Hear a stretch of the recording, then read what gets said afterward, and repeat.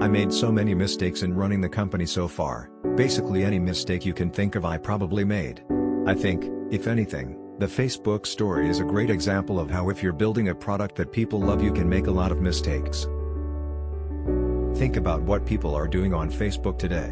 They're keeping up with their friends and family, but they're also building an image and identity for themselves, which in a sense is their brand.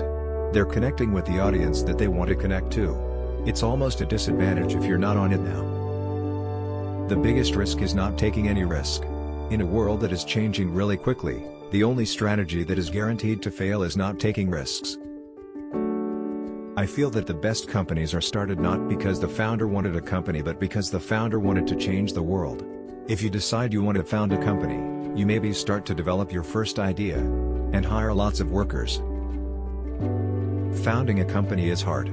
Most of it isn't smooth. You'll have to make very hard decisions. You have to fire a few people. Therefore, if you don't believe in your mission, giving up is easy. The majority of founders give up. But the best founders don't give up. I literally coded Facebook in my dorm room and launched it from my dorm room. I rented a server for $85 a month, and I funded it by putting an ad on the side, and we've funded ever since by putting ads on the side. There is a huge need and a huge opportunity to get everyone in the world connected, to give everyone a voice and to help transform society for the future. The scale of the technology and infrastructure that must be built is unprecedented, and we believe this is the most important problem we can focus on. There are different ways to do innovation. You can plant a lot of seeds, not be committed to any particular one of them, but just see what grows. And this really isn't how we've approached this. We go mission first, then focus on the pieces we need and go deep on them and be committed to them. People influence people. Nothing influences people more than a recommendation from a trusted friend. A trusted referral influences people more than the best broadcast message. A trusted referral is the holy grail of advertising.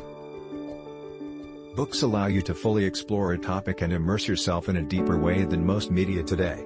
I'm looking forward to shifting more of my media diet towards reading books. Companies face a handful of different risks, whether it is competitors or different market environments.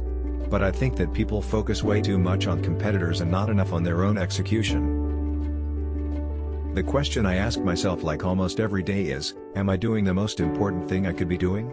Unless I feel like I'm working on the most important problem that I can help with, then I'm not going to feel good about how I'm spending my time. And that's what this company is.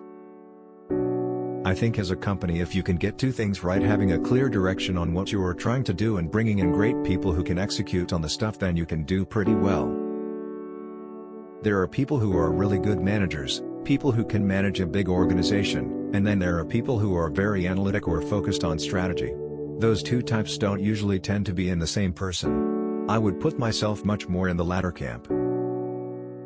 I feel like the thing we can do is celebrate people doing great work and create more cultural momentum and awareness that this is an important thing in the world. So when the next economic crisis hits and people are talking about where to cut from the budget, science isn't the thing. When most people ask about a business growing, what they really mean is growing revenue, not just growing the number of people using a service. Traditional businesses would view people using your service that you don't make money from as a cost.